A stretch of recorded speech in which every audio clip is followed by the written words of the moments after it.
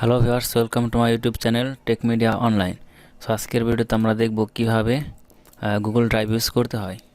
So কিভাবে Google ড্রাইভে file upload করা যায় এবং কিভাবে সেই ফাইল রিমুভ করা যায় এবং কিভাবে ফোল্ডার ক্রিয়েট করতে হয়, এই বিষয়গুলো বিস্তারিত আমরা দেখব। সো প্রথমে আমরা একটি ব্রাউজার ওপেন করে নেব। ব্রাউজারে চলে আসার পর কর্নারে দেখতে পাচ্ছেন 3 ডট গুগল অ্যাপস নামের একটা অপশান আছে। অপশানে ক্লিক করলে এরকম কতগুলো অ্যাপস চলে আসবে। অ্যাপস চলে আসার পর নিচের দিকে ড্রাইভ নামের একটি অপশন এই জায়গায় দেওয়া আছে। আমাদের এই ড্রাইভে ক্লিক করতে হবে। সো ড্রাইভে ক্লিক করার পর আমাদের অন্য একটি পেজে নিয়ে চলে যাবে। সেই পেজে গিয়ে আমরা দেখব কীভাবে গুগল ড্রাইভে ফাইল আপলোড করতে হয়। সেটি হচ্ছে গুগল ড্রাইভের ফাইল আপলোডের পেজ। যেহেতু আমার ড্রাইভে কোনো ফাইল আপলোড করা নেই, সেজন্য এরকম নতুন ইন্টারফেস শো করতেছে। তো যাদের ফাইল আপলোড করা থাকবে তাদের অন্যরকম ইন্টারফেস শো করবে। তো যেহেতু নতুন একটি গুগল ড্রাইভ এবং আমরা নতুন একটি সেটিংসে বা নতুন একটি মাধ্যমে আমরা দেখব, সেজন্য এরকম পেজ চলে আসছে। সো এই জায়গা থেকে এখন দেখব কিভাবে ফাইল আপলোড করতে হয়।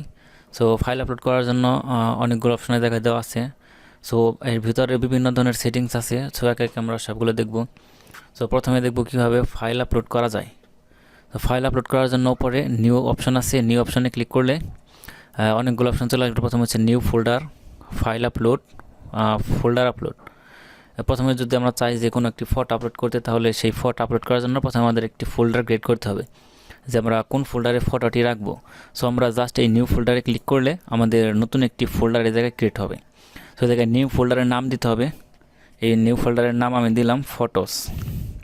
সো নিউ ফোল্ডারের নাম দিলাম ফটোস। ফটোস দিয়ে ক্রিয়েটে ক্লিক করলে এই জায়গায় একটি ফোল্ডার ক্রিয়েট হয়ে যাবে। সো দেখতে পাচ্ছেন এই জায়গায় একটি ফটোস নামের একটি ফোল্ডার ক্রিয়েট হয়েছে। আমরা যদি এটিতে ডাবল ক্লিক করি তাহলে এটির ভিতরে চলে যাবে। সো এরপর আমরা দেখব কিভাবে ফাইল আপলোড করা যায়। সো ধরুন আমরা এই ফটোসের ভিতরে ফাইল আপলোড করব। সো করার জন্য এটিতে ডাবল ক্লিক করব। ডাবল ক্লিক করার পর এটিতে ভিতরে চলে আসবে। ভিতরে চলে আসার পর আবার নিউ অপশনে ক্লিক করব।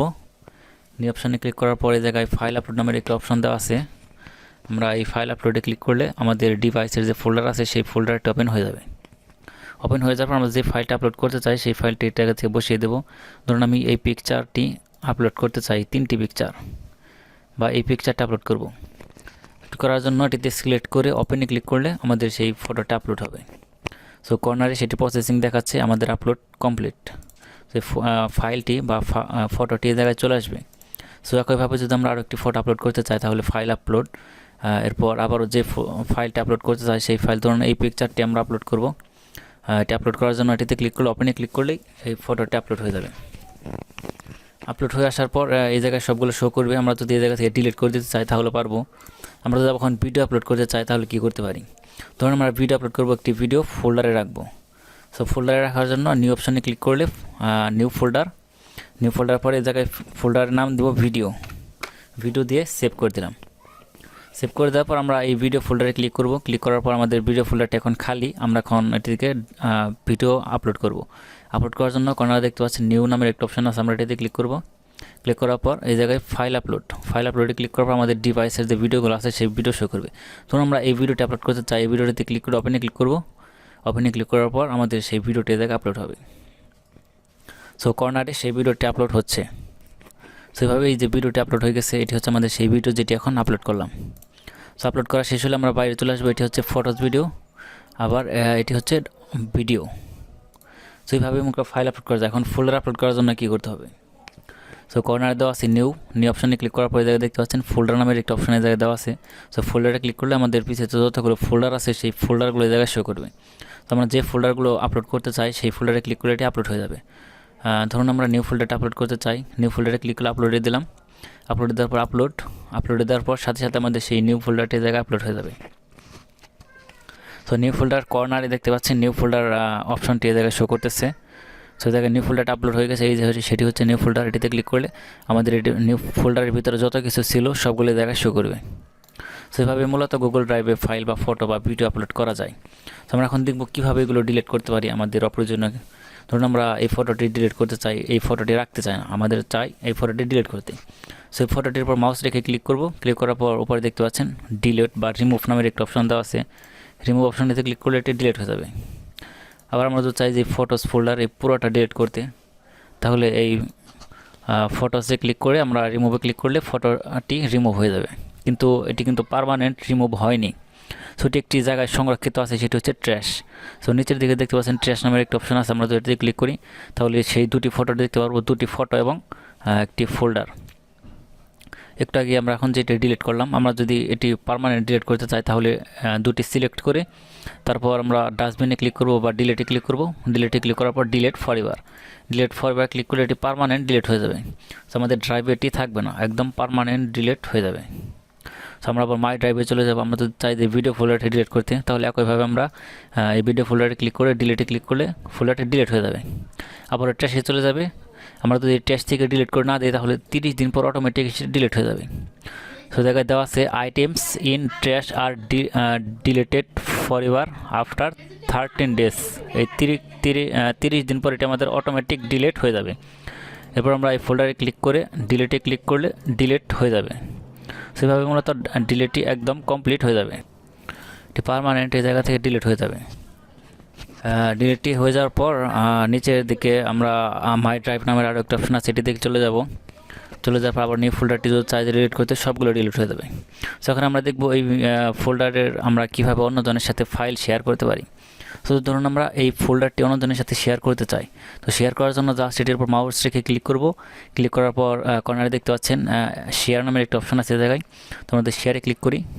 শেয়ারে ক্লিক করার পর একটি মেসেজ আমাদের বা একটি উইন্ডোজ ওপেন হবে।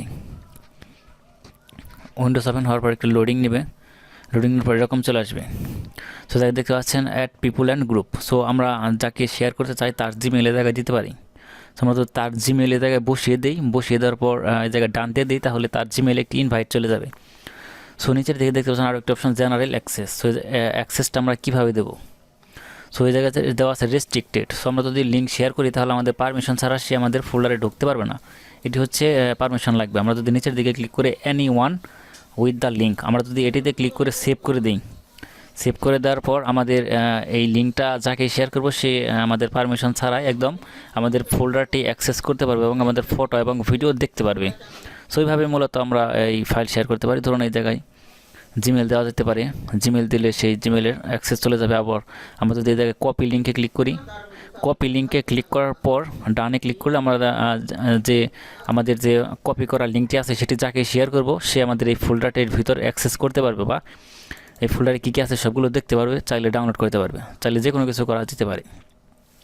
এরপর আবার আমরা শেয়ার অপশনে ক্লিক করব। ক্লিক করার পর আমরা যদি আবারও এই লিঙ্কটিকে আমরা রেস্ট্রিক্টেড করে দেই তাহলে এই লিঙ্কের থেকে আমাদের সেই অ্যাক্সেস নিতে পারবে না, সে অটোমেটিক সে বেরিয়ে আসবে। সো আমরা তো চাই যে কী করতে পারবে। সো সেটিংসে যে editor can remove permission share, so সে এই জায়গা থেকে ডাউনলোড করতে পারবে, শেয়ার করতে পারবে, যে কোনো কিছু করতে পারবে। আবার যদি আমরা অপশনটিতে টিক মার্ক দিয়ে দিই তাহলে ডাউনলোড করতে পারবে। আবার যদি টিক মার্ক উঠিয়ে নেই তাহলে সে ডাউনলোড করতে পারবে না, আমাদের পারমিশন ছাড়া বা যে কোনোভাবেই হোক। সেভাবে আমাদের রেস্ট্রিক্টেড করে ডান দিয়ে দিই তাহলে এই ফোল্ডারটি কারোর সাথে শেয়ার হবে না। সো এইভাবেই থাকবে। সো এইভাবে মূলত ফাইল শেয়ার করতে হয়। এরপর নিচের দিকে কম্পিউটার্স নামের একটা অপশন আছে। সো আমরা চাইলে কম্পিউটারের সাথে কানেক্ট করে সেই কম্পিউটারের ডাটা এই জায়গায় আনতে পারি খুব সহজেই। এরপর শেয়ার উইথ মি। সো কেউ যদি কোনো ফাইল বা ফোল্ডার আমাদের সাথে শেয়ার করে সেই ফাইলগুলো এই জায়গায় দেখতে পারবো। সো এটি হচ্ছে রিসেন্ট। সো আমরা এখন কি করলাম সবগুলো এই জায়গায় দেওয়া আছে, যে ফোল্ডার আপলোড করছি বা ডিলিট করছি সেগুলো। এরপর স্টার্ট, আমরা যদি কোনো ফাইল এবং ফোল্ডার স্টার্ট মার্ক বা টিক মার্ক দিয়ে রাখি তাহলে এই জায়গায় চলে আসবে। এরপর হচ্ছে ট্র্যাশবিন, এটি হচ্ছে ট্র্যাশবিন, ডিলিট করা অপশন এই জায়গায় চলে আসবে। এরপর স্টোরেজ কতটুকু জায়গা ফাঁকা আছে সেইগুলো জায়গা থেকে দেখা যাবে।